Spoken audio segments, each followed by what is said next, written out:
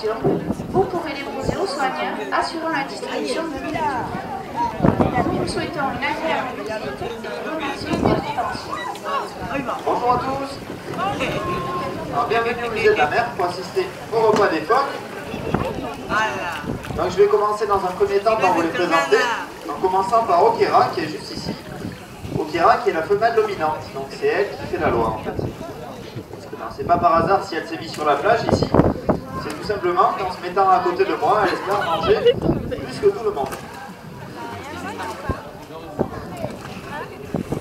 Donc voilà, Okera qui a 30 ans, c'est aussi la plus âgée du groupe. Après dans l'ordre vous avez Ticounette qui est juste ici.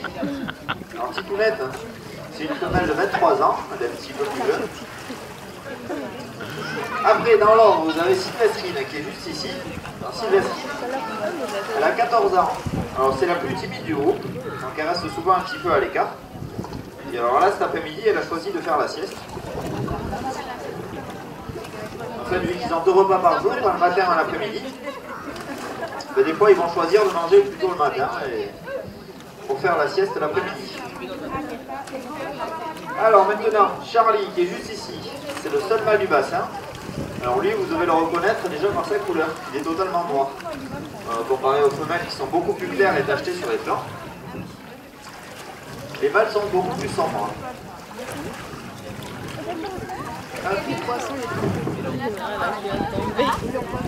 Alors Charlie, on le reconnaît très facilement aussi, il a toujours la bouche ouverte.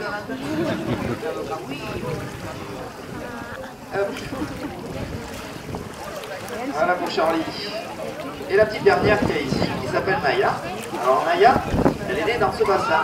C'est la fille d'Okera qui est ici. Et de Charlie. Voilà pour Naya. Naya qui a maintenant 4 ans. Hop.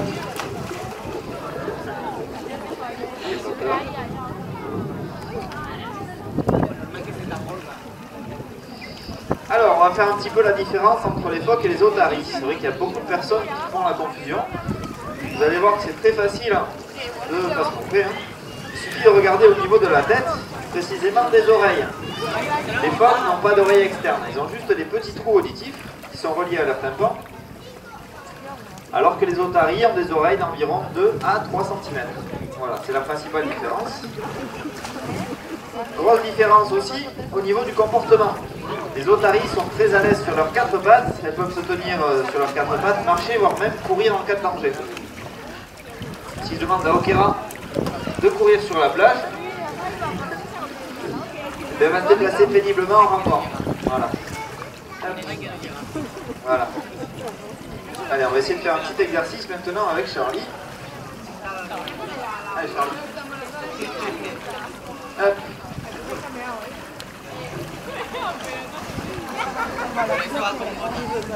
Allez Charlie.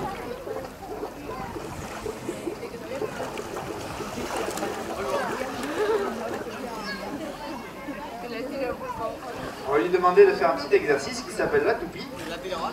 Allez Charlie. Hop.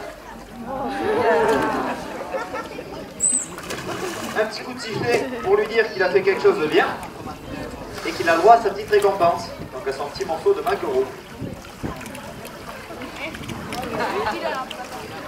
Alors au niveau du poisson, ce qu'on leur distribue, ça va être principalement du maquereau et ils vont manger à peu près 4 kg de poisson par jour.